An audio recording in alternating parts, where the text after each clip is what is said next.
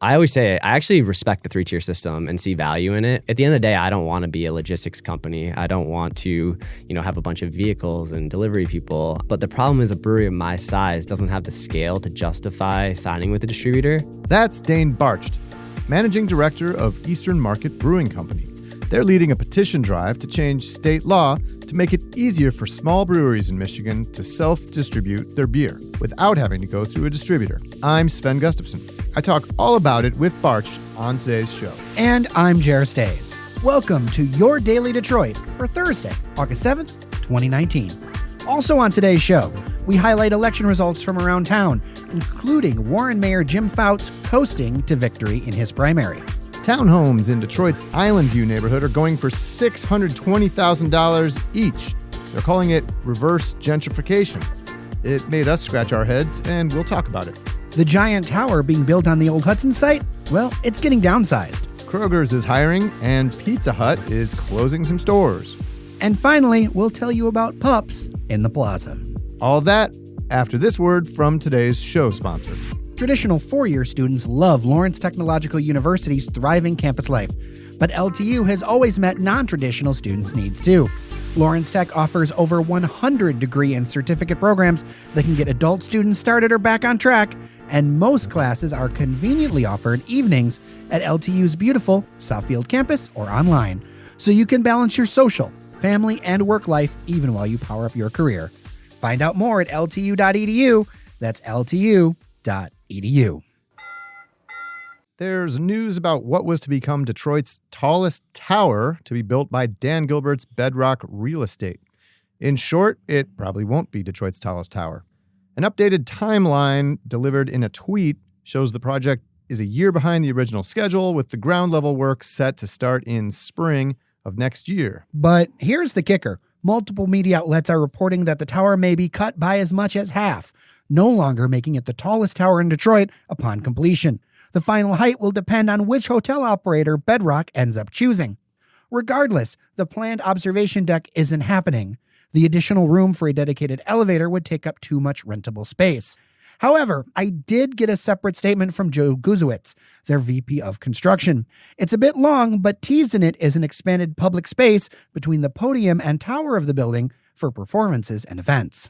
Statement goes on to say, quote, "We are currently in active discussions with potential hotel partners to deliver a flagship hotel in the tower, which will make Hudson's an even more powerful economic catalyst for Detroit." So, Jer, I would just say that I find it extremely a bummer that there's no longer going to be a rooftop observation deck, because we need one in Detroit, man. We don't have any. No, we don't. The closest thing right now that we have is the Monarch Club, and that's not all the way up, though it's a great view. Yeah, absolutely. But it's not, who knows how tall this building's going to be. I think it was originally touted for 52 stories last I remember. It was going to be taller than the Ren Center, right. So that's huge. The thing about this is that I feel like there's room being given to kind of fudge this around a little bit, because the economic conditions are changing. I mean, this has already been, in reality, kind of slid back a year with design changes, market changes. There's a lot of chatter among the economic class that we could be in the early stages of sliding into a recession. Well, and building materials are just getting much more expensive, not just for Bedrock, but for everybody. Steel is up, tariffs have a big impact. When I talk to developers at other projects, they're having to refactor a lot of their projects because the cost of materials is just skyrocketing. Now, I don't have confirmation on that being the cause for this. I mean, in fairness, it almost certainly is a factor, because they need a lot of steel to build this tower. And where do you buy steel from now? China. Yeah. Where do you buy everything else? Right. China. One thing I would add here, though, that could be powerful is the hotel. That gives me some hope. We need a boatload of hotel rooms. Multiple outlets have reported how we need banks of hotel rooms all together in order to attract bigger conventions. Mm-hmm. So it could be when they talk about being a catalyst, I feel like if you're talking catalyst in a hotel, that's how you do it, is with a super giant hotel. Here's a quick run through of important election results from Tuesday's local races. First, up in Warren, incumbent Mayor Jim Fouts coasted to a primary victory. He got 58% of the vote, a strong sign for his candidacy in the general election. In second place was council member Kelly Collegio with just under 24%. Despite many recent media reports that have been critical of Fouts, seems he's still very popular in Michigan's third largest city, Jer. Whenever I'm in Warren, man, I hear tons of support for him. You drive through there, he's got all the signage. And I mean, people support him. And I've heard, and here's something interesting, I've heard plenty of signs of the anti-media bias that's kind of spread across the country. A lot of folks believe that, yeah, it's the fake news or they don't care. Meanwhile, the enclave of Highland Park has put the kibosh on plans to license marijuana facilities in their city, 56 to 44%. A controversial parking deck plan in Birmingham was overwhelmingly defeated, nixing plans for $57 million in bonds to help make a $140 million downtown project happen. The fate of that project, that was going to have a restoration hardware, otherwise known as an RH, is now very unclear. And finally, in Bloomfield Township, a public safety funding plan to raise $135 million over 15 years went down to defeat to bridge a funding gap. The city is expected to now lose about 14% of its police officers and firefighters. Ever hear the term reverse gentrification? Nope. Me neither. But that's how developers are describing a fourplex townhouse project taking shape on East Grand Boulevard in Detroit, where the first finished unit is selling for a cool $620,000. Curb Detroit reports that the developers began renovating the 4 connected brick townhomes last year. 3 of them were vacant, while the 4th was owned by a woman named Lorraine Griffin. She's lived there for almost 50 years now. So instead of leaning on her to sell her unit, they've decided to fix up her place. They put in new windows, a new roof, facade, and electrical system. They say the upgrades mean the woman's home climbs in value from $10,000 to $300,000, all for free. The developers say they've also hired more than a dozen local residents to work on the rehab. Many of them got on-the-job training in carpentry skills. So the idea here is that locals can stay in the neighborhood even as the home values go up. I mean, oh man, that term reverse gentrification is pretty terrible. Here is the thing. I am all for people staying in their homes. I'm all for novel ways to make this stuff happen. I'm all for people in the neighborhood getting jobs. But I continue to be stunned at the prices in Detroit nowadays.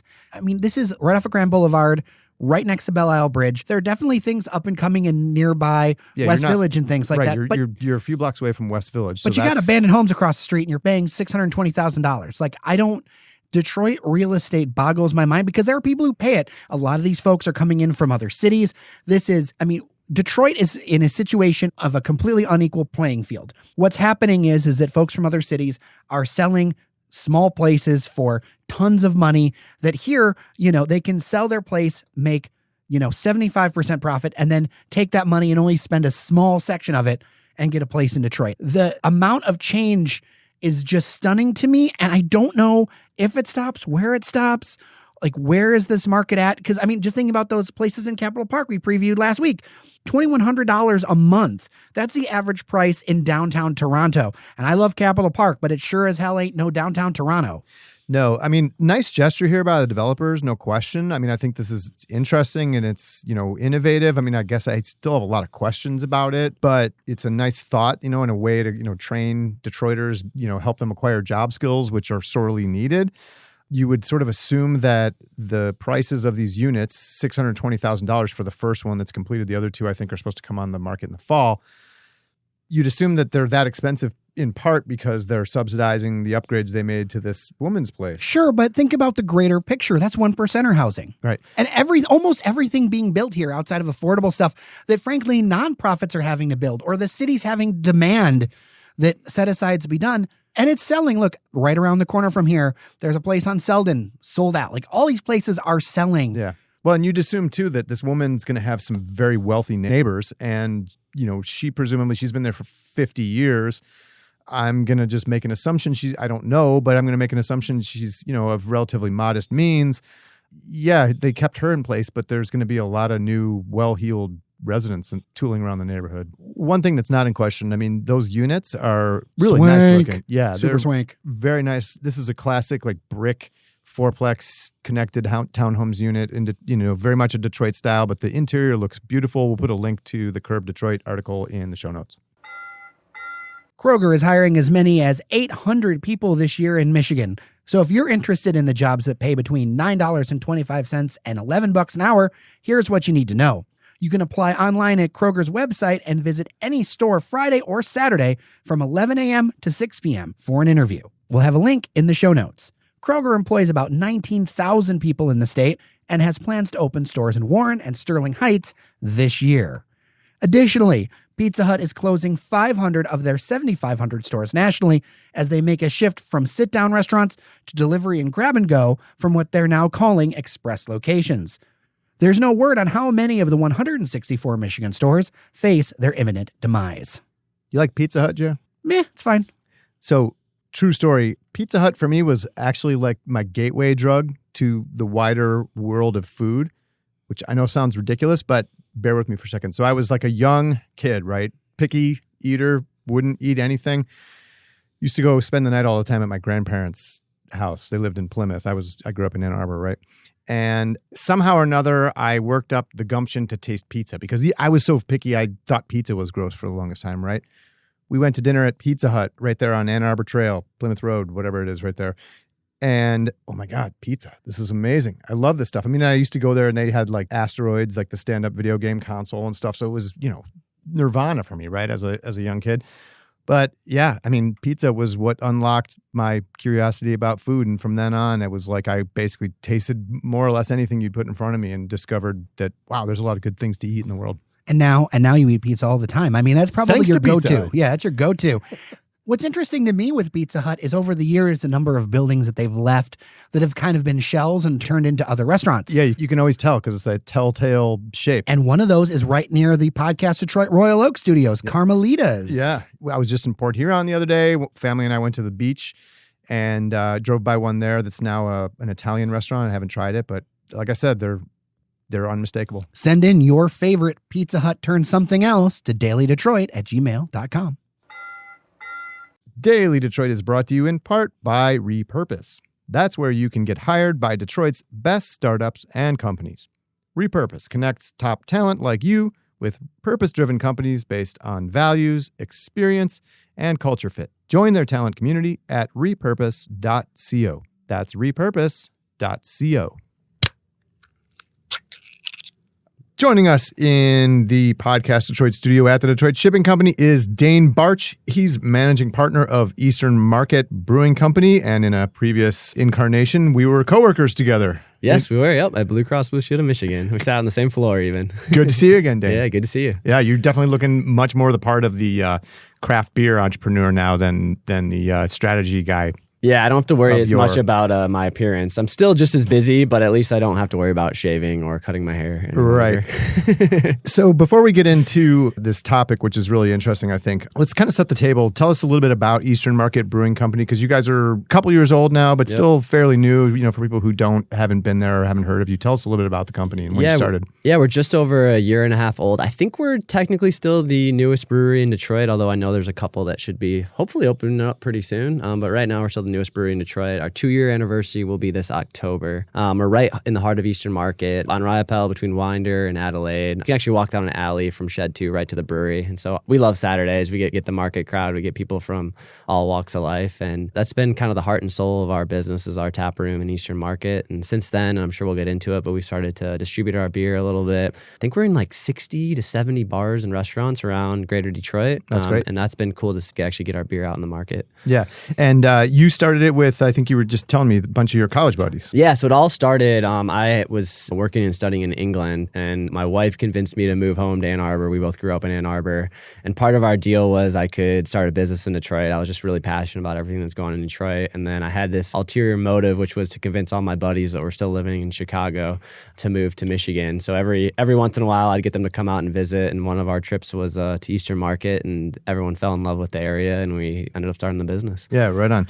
All right, so Eastern Market brewing company is now spearheading like a petition campaign. What's the issue here? You're talking about distribution. Yeah, so in the state of Michigan, a brewery can only self-distribute the first 1,000 barrels of beer they produce. And so, for someone like us that's taproom focused, a lot of that beer actually goes direct to consumers. And then once you hit that 1,000 barrel mark, by law, you're required to sign on with a distributor and somebody who delivers to stores and other bars and stuff. Yep, exactly. And this all stems from basically the prohibition. In every state across the U.S., they implemented the 3-tier system, which is where you have the manufacturers or producers like us, breweries. You have the distributors who are the middlemen. And then you have the retailers, so bars and restaurants and grocery stores.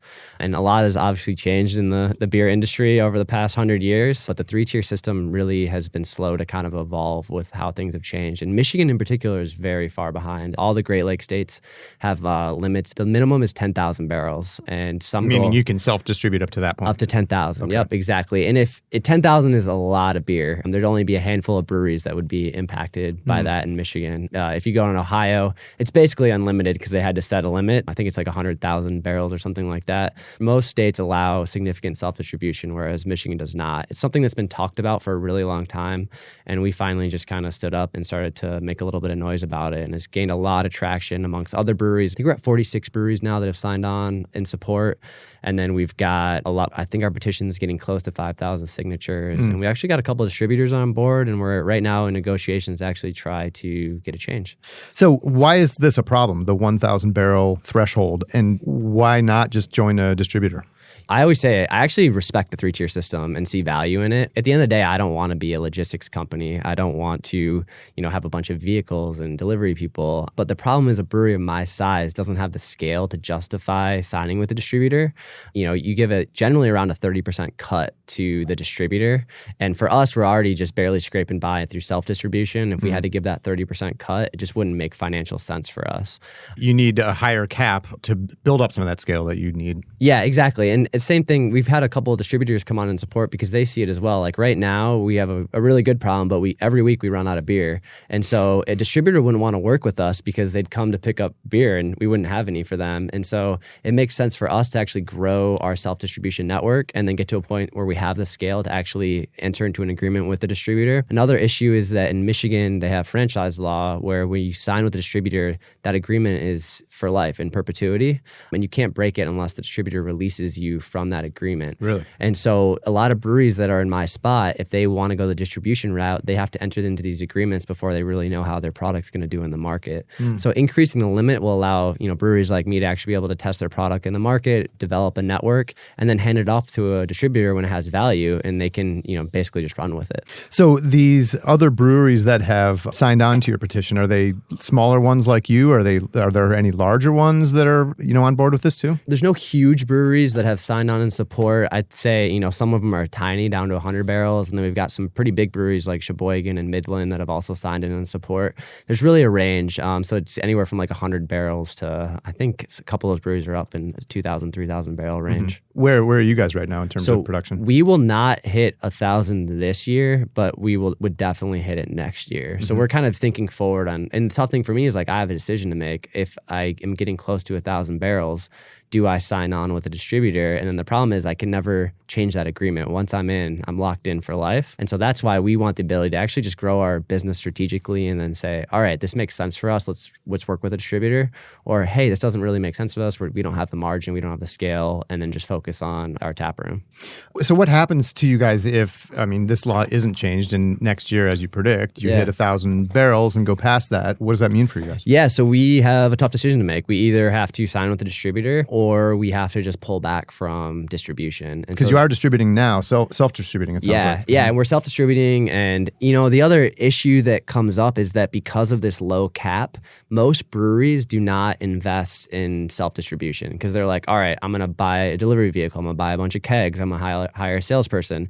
If it goes well, then I'm going to hit the 1,000 barrel mark and those all become sunk costs. So they don't do it. We actually made a decision to invest in those things. So unfortunately, if the law doesn't doesn't change, we're going to have a tough decision to make, which is either sign on the distributor or pull back from all of our accounts. And we've had a lot of success in self-distribution.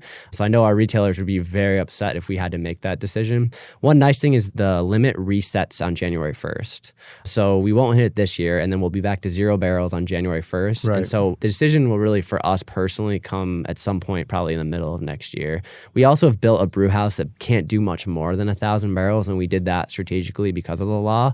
So if we know that it's going to change, then we'd probably invest in infrastructure or potentially look at brewing elsewhere so that we can continue to grow through self-distribution. And if it doesn't change, then it doesn't make sense for me to spend tens of thousands of dollars on more brewing equipment only to see that it doesn't get used. Your goal here is to get some legislative action, correct? Have you had any bites from any lawmakers in Lansing? There's actually been a lot of progress recently, which has been, I'm feeling pretty optimistic about the situation. The Wholesalers Conference took place last week, and the Michigan Brewers Guild that represents most of the breweries in Michigan was there, and they are currently negotiating a change to the limit, and they've got a deal on the table. And so hopefully it gets written as a bill in the next few weeks and will actually go in front of legislators this fall. I know the Guild and the wholesalers actually have legislators that marked or tagged to actually support this, so it's got bipartisan support, which is great. And so we're feeling pretty optimistic that a law will be changed this fall. We've been calling for 30,000 barrels, which is on par for other states. If it does pass this year, it's going to be significantly lower, but I think it's at least a step in the right direction. Mm-hmm. Well, that's really interesting, and we'll keep our eyes on that. Meanwhile, how's business going over there for you guys on Riopelle? Oh, it's great. It's been really fun and exciting over the past year and a half just to see the brewery grow. I think I've just been so impressed with our brewers. Our beer just keeps getting better and better and better. We started our business model with this idea that we'd always be rotating our beers and you'd always get something new. But a couple of our beers have really become flagships where if someone comes to the tap room and it's not there, they're disappointed. Mm-hmm. We just got a canning line, which is kind of cool. So we've been doing some can releases of 2 particular beers, Elephant Juice and Market Day, our New England IPAs. Mm-hmm. And then self-distribution has been awesome for us. We really don't make any money off of it, but it's a good way for us to get our names out in the market and have people to learn about us. You were telling me also that Riopelle, where you're located over there in Eastern Market, is due for a major streetscape project? Yeah, so it won a grant last year through the city to do a streetscape, and we're nervous about it because it's definitely going to affect the business over the next few months, but we're really excited about what the outcome will be. It's going to be a level surface and be more of a walking street. They're going to have new landscaping, new lights, and so it's going to become a bit of a destination within and like Eastern outdoor seating for you guys. Yeah, we'll be able to actually have we'll be able to reserve parking spots and then have outdoor seating out there. That's cool. So it'll just change the entire experience. We are very busy on the weekends and early in the day, but there's not much around us, so it starts to kind of slow down at night. And so we're hoping that this will hopefully draw some more bars and restaurants and actually become a bit of a district within Detroit.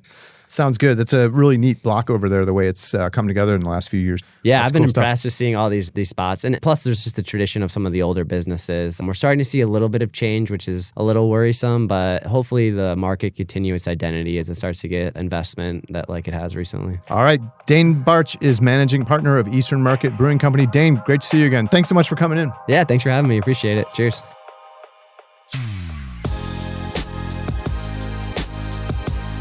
Before you head out the door, if you're looking for a new best friend or just enjoy the city with your current pup, there's Pups in the Plaza on Friday night. The event, in partnership with the Michigan Humane Society and others, will be held at Little Caesars Arena and feature Detroit Pistons guard Langston Galloway. The event is August 9th and starts at 6 p.m. There will be treat and photo stations, caricature drawings and dog pools, and at 7:30 starts the movie Space Jam. If you do want to take a new best friend home, all adoption fees will be paid for by Strategic Staffing Solutions. To come, your pups will need all their usual stuff, vaccinations and ID tags. We'll have a link to NBA.com in the show notes. All right, that'll do it for today's Daily Detroit. Be sure to tell a friend about the podcast. We're on Apple Podcasts, Spotify, or wherever you download your favorite shows. And if you really love us, bake us some cookies and join us as a member at patreon.com/Daily Detroit. We love cookies. For Randy Walker and Cheyenne Nocerini, I'm Sven Gustafson. And I'm Jarrah Stays. Take care of each other, and we'll see you around Detroit. And send me some oatmeal raisin. You're listening to the Podcast Detroit Network. Visit www.podcastdetroit.com for more information.